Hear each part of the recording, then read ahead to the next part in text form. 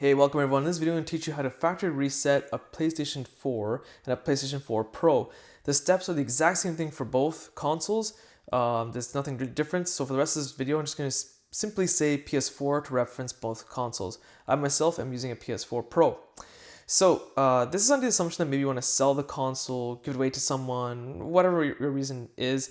This will get rid of all data. So all your saved games, all your games themselves download onto the console, whatever it is, everything will be fresh, brand new, as if it was straight out of the box from the store. So what I'm going to do now is show you how to back up your data, like your saved games and stuff, before we actually wipe the console itself.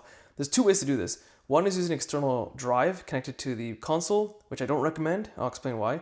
And the other method is to use a PlayStation Plus account, which I do recommend.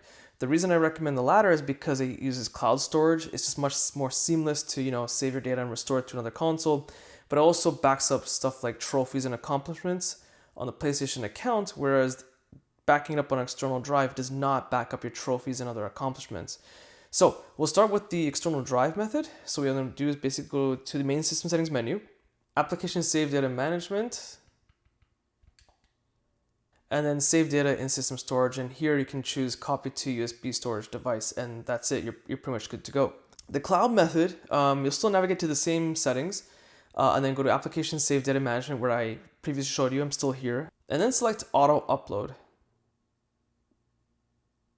and just hit OK. And that's pretty much it. Now the thing about a PlayStation Plus account, I just want to point out before I continue on, is that it's a paid service account, okay? It's not free, you do have to pay for it, but it's pretty cheap. Pricing depends on where you live, of course. You can just Google search it yourself and find out, but that's what I recommend. So just again, going back to the main system settings menu, the next thing you want to do is go to account management, activate as your primary PS4. Most likely activate is grayed out, and this is your primary console, like if you see it like me.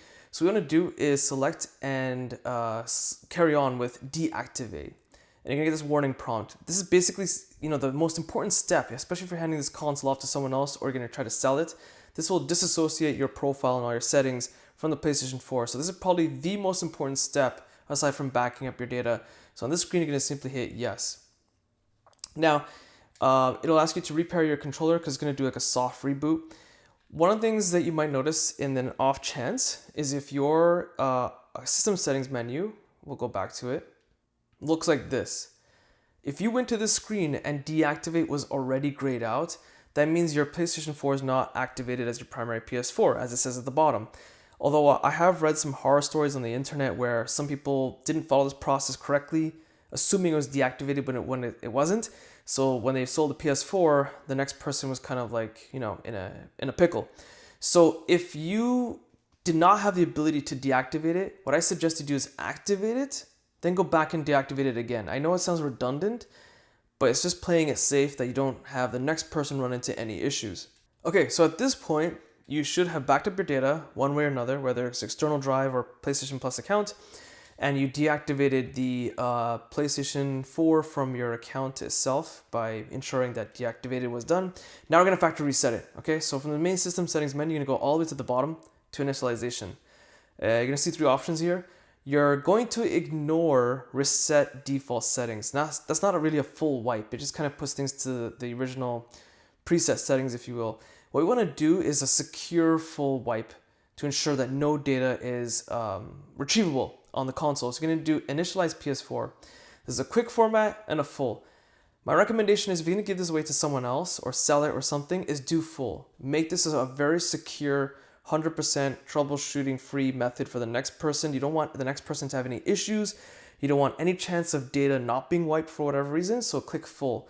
This will take a few hours. It even says it right there on the screen. This will take several hours. So it's gonna give you some warnings, of course. And you'll see that you'll get multiple prompts. It's really warning you like, hey, once it starts, you can't stop. Once the data's gone, this is a foolproof way to wipe everything absolutely off the drive. And that's pretty much it. At this point, you wait several hours, give or take, depending on how much data you have, for it to complete the process. So it's been about 20 seconds into this process, and at the beginning it said 4 hours was remaining, then 3 hours, now it's saying 2. 2 seems to be a good average for most people, 2 to 3 hours. Depends on how much data you've taken up on the internal drive. Be very patient with this process and expect the console to reboot a few times. It's completely normal. So after the wipe completed, I had to walk over to the console and press the power button to turn it on because using the controller will not work. The reason being is because it's been factory reset. It doesn't know how to pair with the original controller.